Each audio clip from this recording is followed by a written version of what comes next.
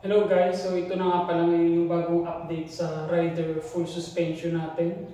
So huli pa ako nakapag-vlog, parang year 2022 pa. Tapos yung una year 2021 o 2020. So marami na nagbago guys. Actually dalawa na siya, meron pa ditong isa. So ito yung una natin mga binlog. So marami na siyang mga nabago guys. So, isa na to guys sa binago ko yung kanyang linkage. So, pakita natin.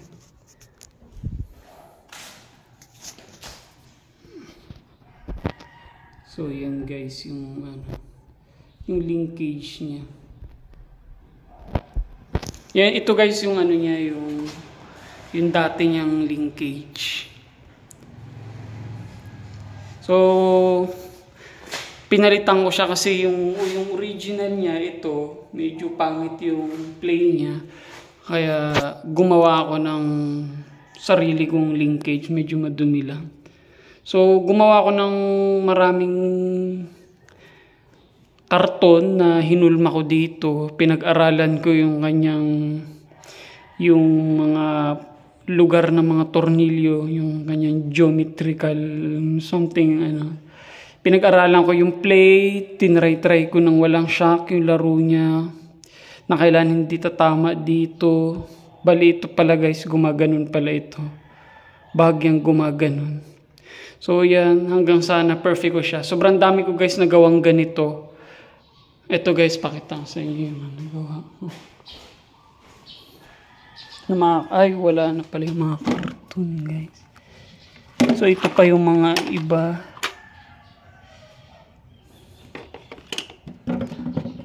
Wala na pala guys yung mga karton na gano'n. So gumawa ako guys ng mga ganitong mga karton. Sinubukan dito hanggang sa na perfect ko. Tapos na perfect ko na siya, dinala ko siya sa turnuhan guys. Tapos pinagaya ko yung karton. Tapos yan, ito na yung kinalabasan. Tapos ito guys, may mga bearing yan. Bearing. Pati ito may bearing. Pati ito nga ba? Ito yan guys, wala na pala to. So ito lang may bearing. Ayun guys. Kung makikita nyo. Ito. Pero kahit naman ito guys, may bearing din yan. Pinagawan ko rin ng bearing yan. Pati yun. Kaya lang, ewan kung maarte ako. Gusto ko mas maganda. Kaya ko rin pala guys ito pinalitan para makakabit ako ng mas mahabang suspension. So, ito ay 195 mm yung shock na to. Yun, 165 mm yun. Ito, 190. So, mas mahaba na yung travel niya. So, yan, may bearing. Yun, tapos, yung fork, yan pa rin. Tapos, ito guys, nabili ko lang din itong rider nito na violet. Pinaganda ko na lang. Ginawa ko siyang kulay purple. So yan, binilang ko rin siya ng DNM na 165 mm. Tapos ito guys, gumawa rin ako bumili lang ako ng to. Hindi talaga to Saint. Pininturahan ko lang pati ito guys. Binili ko lang yan sa mga Lazada. Tapos ginaya ko lang, inisprayan ko lang ng Saint. So nagpa-cut out ako ng sticker. Tapos dinikit ko dyan, tapos inisprayan ko ng silver. Tapos yan na yung kinilabasan niya. Sobrang mahal kasi ng Saint kaya spray na lang ako. Ang original nito ay nakalimutan ko na yung brand niya, pero ito parang XC yung brand nito. Ito nakalimutan ko na. Basta sa lang din yan, sa Lazada. So yun guys, ito mechanical pa rin. So, ito nga yung Bulani na fork. So yun, ito lang yung bagong update ngayon, yung linkage niya. So yan, umorder lang ako sa Shopee ng ng plate na 8mm. Tapos Yun na, pinaturno ko na dito, pinakat ko. Tapos yan. Meron akong unang guys ginawa bakal. Grabe kabigat. Kaya dapat kung papagawa kayong aluminum, ito 8mm. Sa Lazada ko din nabili. Tapos yan, binutas. Ito ako lang din mga nag-drawing nito sa karton. Tapos ginaya lang nung sa machine shop. Tapos yun nga ito, bearing. Kaya rin nilang butasan. Pero guys, yung bearing nito, yung butas nito sa kabilang side, hindi tatagos yan yung bearing na yan. Kasi kumbaga parang lock niya. So yun guys. So dito ko nilipat yung yung mga tinanggal ko dito. Dito ko kinabit sa isang rider ko.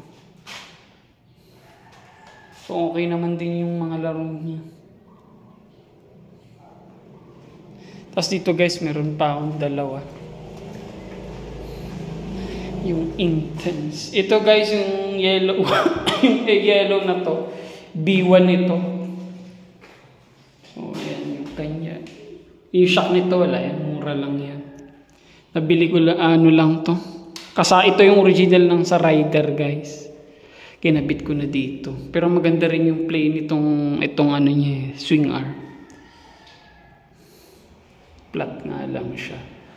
Tapos ito ay Kona. Ito yung isa sa mga una kong bike. Kona.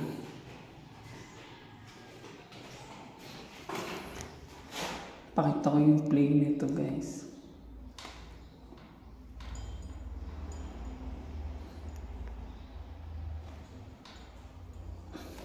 Yun. RockShox. Medyo luma na ito guys. Marami na siyang mga kalawang sa body. So yun. Ito na. Hello, Havoc.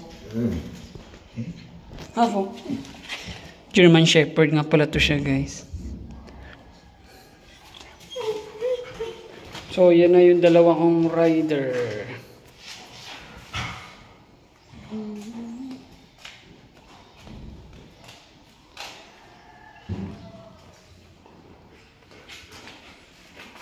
Madumi nga lang sila ngayon kasi bira na lang makapag-bike ngayon guys. So ito guys, sticker lang ito. Pina-cut out ko lang. Ginaya ko yung dun sa isa. Pinicturean ko tapos tinrace ko siya sa Photoshop. Kaya halos nakopya ko pa rin siya. DNM. Ito guys, zoom. Pero pangit ang laro nito guys. Pero okay na din naman. The Bomb.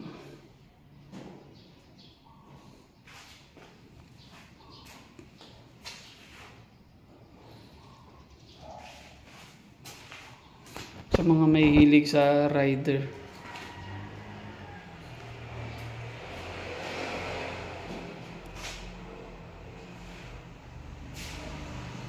So yun lang guys.